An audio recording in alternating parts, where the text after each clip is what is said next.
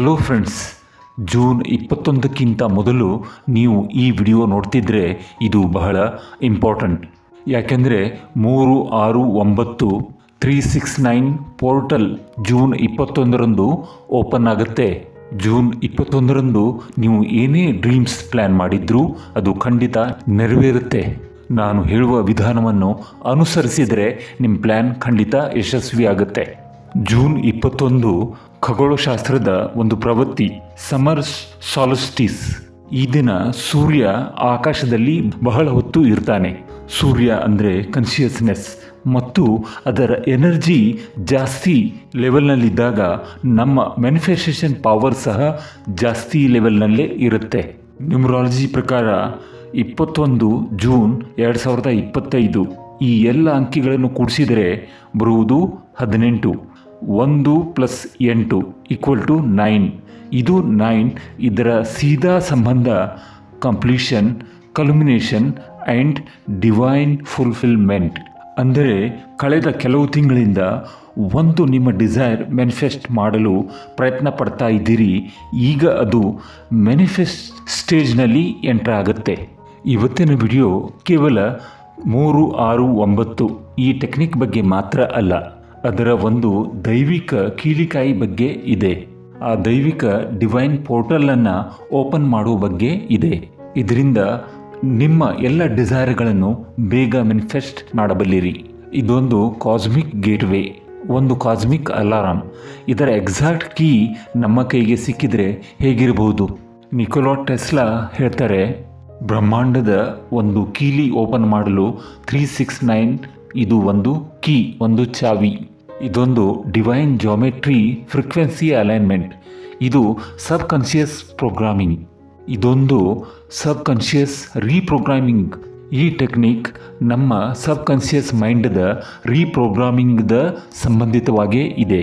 ಈ 369 ಮೆಥಡ್ನಲ್ಲಿ 3 ಅಂಕೆ ತೋರಿಸುತ್ತೆ ನಮ್ಮ ಆಲೋಚನೆಗಳನ್ನು, 6 ಅಂಕೆ ನಮ್ಮ ಎಮೋಷನ್ಸ್ ಮತ್ತು ಫೀಲಿಂಗ್ಸನ್ನು, ಮತ್ತು ಈ 9 ಅಂಕೆ ಆ್ಯಕ್ಷನ್ ಆ್ಯಂಡ್ ರಿಲೀಸ್ ಅಂದರೆ ಕರ್ಮ ಸಮರ್ಪಣ.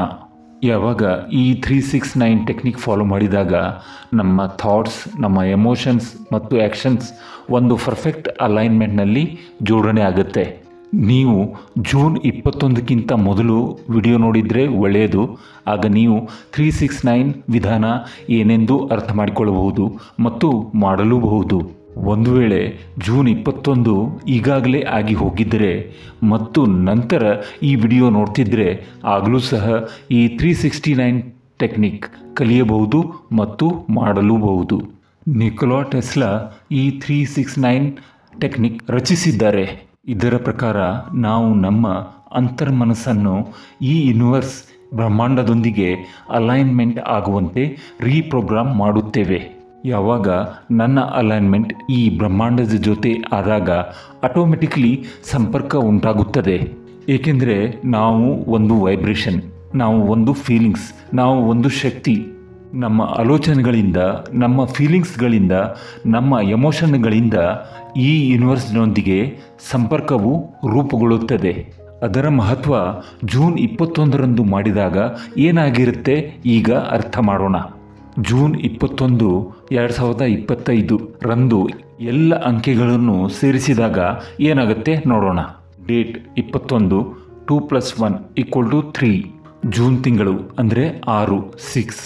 ವರ್ಷ 2025 ಅಂದರೆ 2 + 0 + 2 + 5 = 9 ಅಂದರೆ 9. ಅಂದರೆ ಈ ದಿನ 369 ಪೋರ್ಟಲ್ಗಳು ತೆರೆಯುತ್ತವೆ, ಅಂದರೆ ಬಾಗಿಲುಗಳು ತೆರೆಯುತ್ತವೆ. ಈ ದಿನ ನಾನು 369 ಟೆಕ್ನಿಕ್ ಬಳಸಿದರೆ ನನ್ನ ಅಲೈನ್ಮೆಂಟ್ ತುಂಬ ಬಲವಾಗಿರುತ್ತದೆ ಮತ್ತು ನೇರ ಯೂನಿವರ್ಸ್ ಜೊತೆಗಿನ ನನ್ನ ಕನೆಕ್ಷನ್, ಸಂಪರ್ಕ, ನನ್ನ ವೈಬ್ರೇಷನ್ ನೇರವಾಗಿ ಮ್ಯಾಚ್ ಆಗುತ್ತೆ, ಹೊಂದಾಣಿಕೆ ಆಗುತ್ತೆ. ಆದ್ದರಿಂದ ನಾನು ಬಯಸುವ ಆಸೆಗಳನ್ನು ಬೇಗನೆ ಪಡೆಯಲು ಇದು ಸಹಾಯ ಮಾಡುತ್ತೆ. ಈ 369 ಟೆಕ್ನಿಕ್ ಹೇಗೆ ಬಳಸುವುದನ್ನು ಬೇಗನೆ ನೋಡೋಣ. ನನ್ನ ಚಾನಲ್ಗೆ ಸಬ್ಸ್ಕ್ರೈಬ್ ಮಾಡಿ ಹಾಗೂ ನಿಮ್ಮ 3 ಜನ ಫ್ರೆಂಡ್ಸ್ಗೆ ಶೇರ್ ಮಾಡಿ. ಅವರಿಗೆ ಈ ಹೀಲಿಂಗ್ ಅವಶ್ಯಕತೆ ಇರಬಹುದು ಮತ್ತು ನಾನು 1 ಲಕ್ಷ ಜನತೆಗೆ ಸಹಾಯ ಮಾಡುವ ನನ್ನ ಗುರಿ ತಲುಪಲು ಸಹಾಯ ಆಗುತ್ತೆ. Thank you. ಮೊದಲಿಗೆ ನಿಮ್ಮದೇ ಆದ ನಿಮ್ಮ ಕನಸು ಇರಲಿ. ಈ ಕ್ಷಣದಲ್ಲಿ ಬಯಸುವ ನಿಮಗೆ ಮುಖ್ಯವಾದ ಒಂದು ಕನಸನ್ನು ಗುರುತಿಸಿ. ಈ ಕನಸು ನಿಮಗೆ ಈಗಲೇ ಬೇಕಾಗಿರುವಂಥದ್ದು ಇರಲಿ. 1 ವರ್ಷ ನಂತರ, 5 ವರ್ಷ ನಂತರ, 10 ವರ್ಷ ನಂತರ ಬೇಕಾಗಿರುವ ಬಯಕೆಗಳು ಈಗ ಬೇಡ. ಈಗಲೇ ಬೇಕೇ ಬೇಕು ಅನ್ನುವ ಪ್ರಮುಖ ಆಸೆ, ಕನಸು ಇರಲಿ.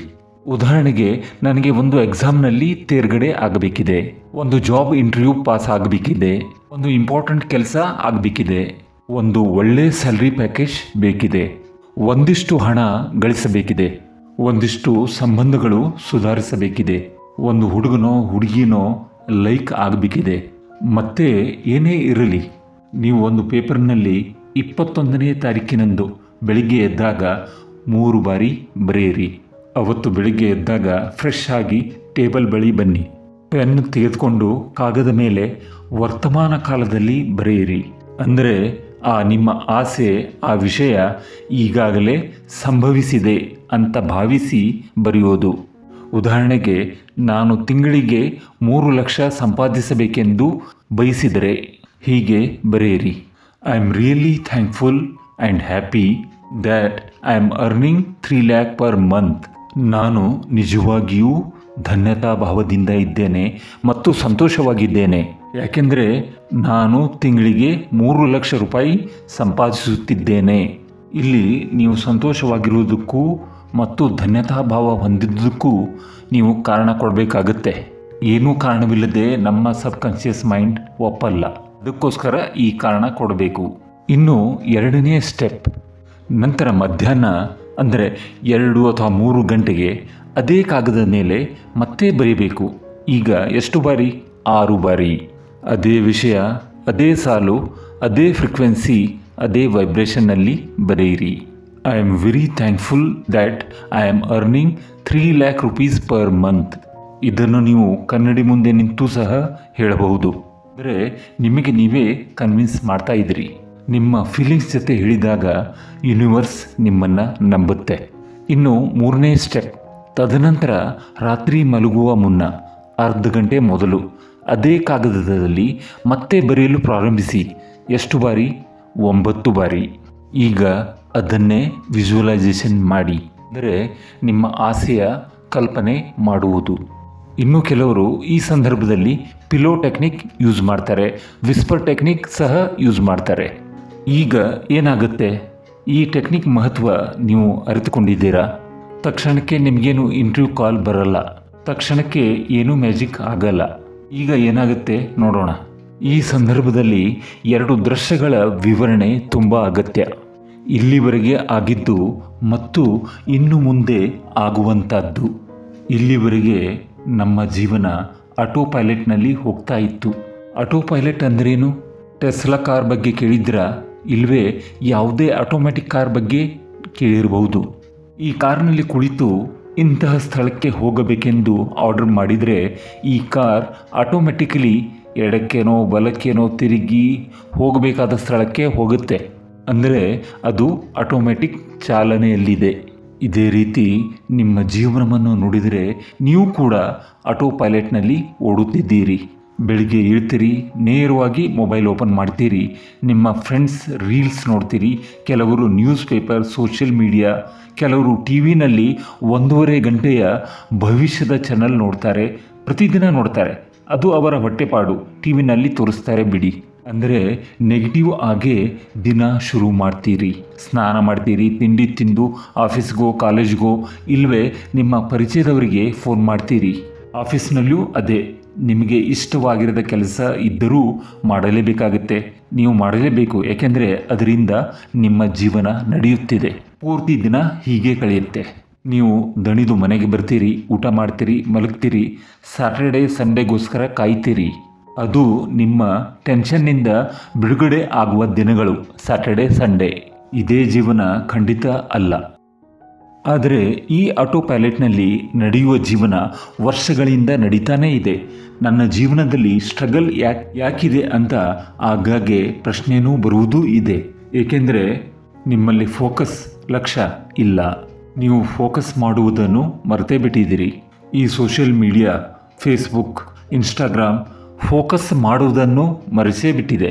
ನಿಮ್ಮ ಏಕಾಗ್ರತೆ ಅಲೈನ್ಮೆಂಟ್ ಹೋಗಿದೆ. ನಿಮ್ಮ ಕನಸು ಆಸೆ ಕಡೆಗೆ ದೃಷ್ಟಿ ಬಿದ್ದರೂ ಅಲಕ್ಷ್ಯ ಮಾಡ್ತೀರಿ. ನಿಮ್ಮ ಜೀವನ ಆಟೋ ಪೈಲಟ್ನಲ್ಲಿ ಸಾಗ್ತಾ ಇದೆ.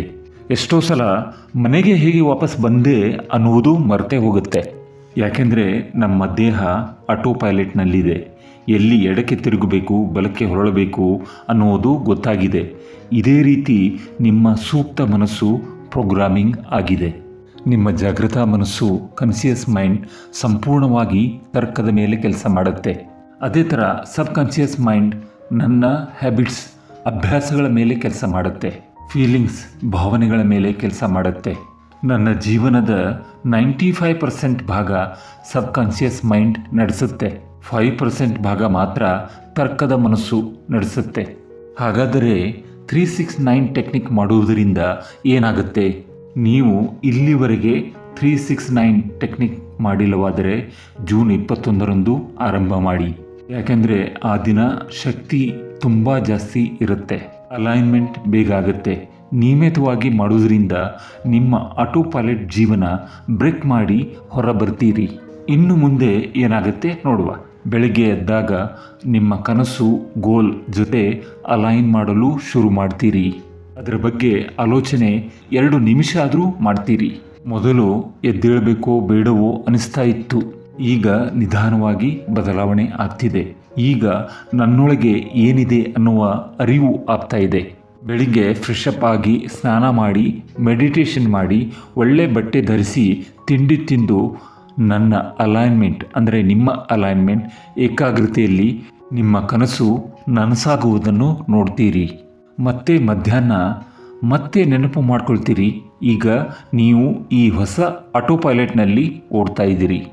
ಮತ್ತೆ ರಾತ್ರಿ ಮಲಗುವ ಮುನ್ನ ಮತ್ತೆ ನೆನಪು ಮಾಡ್ತೀರಿ. ನೀವು ಪ್ರತಿದಿನ ನಿಮ್ಮ ಕನಸುಗಳ ಬಗ್ಗೆ ಉದ್ದೇಶಪೂರ್ವಕವಾಗಿ ಆಲೋಚನೆ ಮಾಡ್ತೀರಿ. ಇಲ್ಲಿ ಏನು ನಡೆಯುತ್ತಿದೆ ಅಂದರೆ ರೀಪ್ರೋಗ್ರಾಮಿಂಗ್. ನಿಮ್ಮ ಸಬ್ ಕಾನ್ಷಿಯಸ್ ಮೈಂಡದ ರೀಪ್ರೋಗ್ರಾಮಿಂಗ್ ಆಗ್ತಾ ಇದೆ.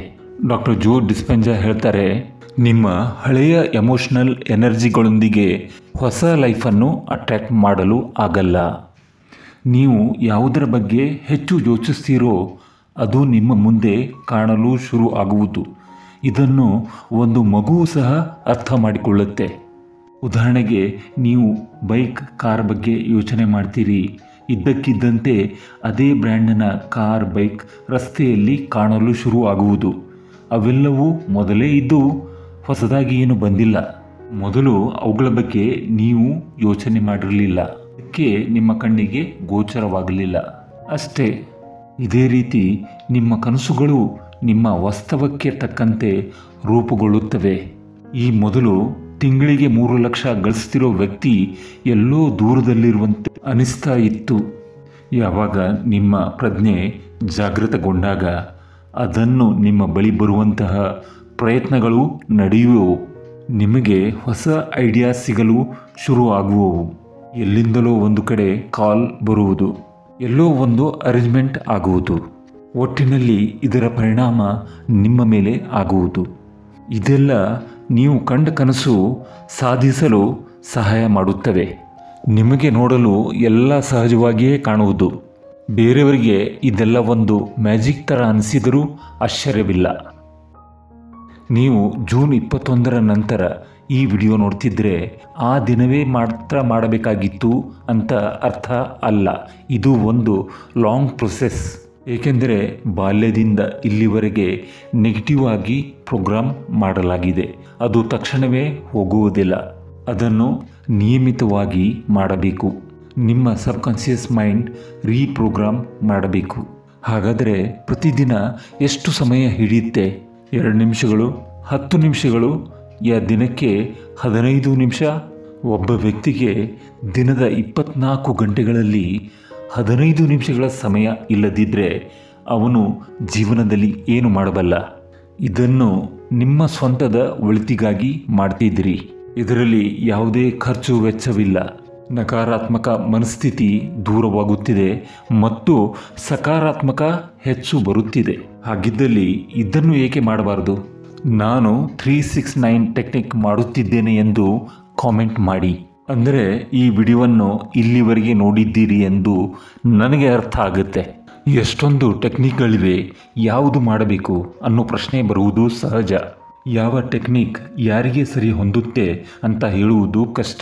ಉದಾಹರಣೆಗೆ ಯಾವ ಮೆಡಿಸಿನ್ ಯಾರಿಗೆ ಅಲರ್ಜಿ ಆಗುತ್ತೆ ಗೊತ್ತಾಗಲ್ಲ. ಒಬ್ಬೊಬ್ಬರ ದೇಹ ಗುಣ ಬೇರೆ ಬೇರೆ. ಒಬ್ಬರಿಗೆ ಒಂದು ತರಕಾರಿ ತಿಂಡಿ ಅವರ ದೇಹಕ್ಕೆ ಒಗ್ಗಿದ್ರೆ ಇನ್ನೊಬ್ಬರಿಗೆ ಅದು ಆಗಲ್ಲ. ಅದೇ ರೀತಿ ಒಂದು ಟೆಕ್ನಿಕ್ ನಿಮಗೆ ಫಲಿತಾಂಶ ತಂದುಕೊಡುವಲ್ಲಿ ಮುಖ್ಯ ಪಾತ್ರ ವಹಿಸುತ್ತೆ. 21 ಜೂನ್ಗೆ ಈ ಟೆಕ್ನಿಕ್ ಖಂಡಿತ ಮಾಡಿ. ಅದು ಮಿಸ್ ಆದರೆ ಯಾವುದೇ ದಿನದಲ್ಲಿ ಆದರೂ ಮಾಡಬಹುದು. ನಿಮ್ಮ ಜೀವನದಲ್ಲಿ ಬದಲಾವಣೆ ತನ್ನಿ.